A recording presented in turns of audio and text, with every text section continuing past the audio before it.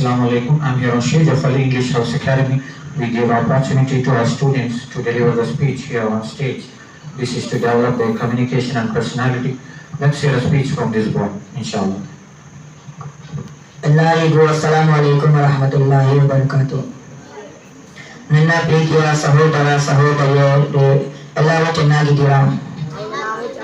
ತುಂಬಾ ಸಂತೋಷ.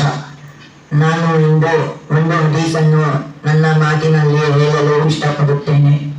ಪ್ರವಾದಿ ಮುಹಮ್ಮದ್ ಸಲ್ಲಲ್ಲಾಹು ಅಲೈಹಿ ವಸಲ್ಲಂ ಹೇಳಿದ್ದರು, ತ್ವಲಬುಲ್ ಇಲ್ಮಿ ಫರೀದತುನ್ ಅಲಾ ಕುಲ್ಲಿ ಮುಸ್ಲಿಮಿನ್ ವ ಮುಸ್ಲಿಮಾ. ಎಲ್ಲ ಮುಸ್ಲಿಮು ಹೆಣ್ಣು ಮತ್ತು ಗಂಡುಗಳು ಎಲ್ಲರಿಗೂ ಇಲ್ಮು ಕಲಿಯಲು ಫರ್ಜ್ ಆಗಿದೆ. ನನ್ನ ಮಾತಿಗೆ ತಾಳ್ಮೆಯಿಂದ ಕೇಳಲು ಧನ್ಯವಾದಗಳು. ಅಸ್ಸಲಾಮು ಅಲೈಕುಂ ವರಹಮತುಲ್ಲಾಹಿ. MashaAllah, that was a nice speech. And what can be improved is you mentioned about ilm. ಎಲ್ಲ ಮುಸ್ಲಿಂ ಮಹಿಳೆಯರಿಗೆ ಮತ್ತು ಪುರುಷರಿಗೆ ಅದು ಇಲ್ಮು ಕಲಿಯುವುದು ಫರಜ್ ಆಗಿದೆ. ಎಲ್ಲ ಕನ್ನಡಿಗರಿಗೆ ಇದು ಕೆಲವೊಮ್ಮೆ ಅರ್ಥ ಆಗಲ್ಲ. ಸೊ ಇಲ್ಮನ ಏನಂತೀವಿ ಕನ್ನಡದಲ್ಲಿ? ವಿದ್ಯೆ ಅಥವಾ ವಿದ್ಯಾಭ್ಯಾಸ ಇಸ್ ಲರ್ನಿಂಗ್. ಓಕೆ, ವಿದ್ಯೆಯನ್ನು ಕಲಿಯುವುದು ಅಥವಾ ವಿದ್ಯೆಯನ್ನು ಪಡೆಯುವುದು ಎಲ್ಲ ಮುಸಲ್ಮಾನ ಮಹಿಳೆ ಮತ್ತು ಪುರುಷರಿಗೆ ಕಡ್ಡಾಯವಾಗಿದೆ.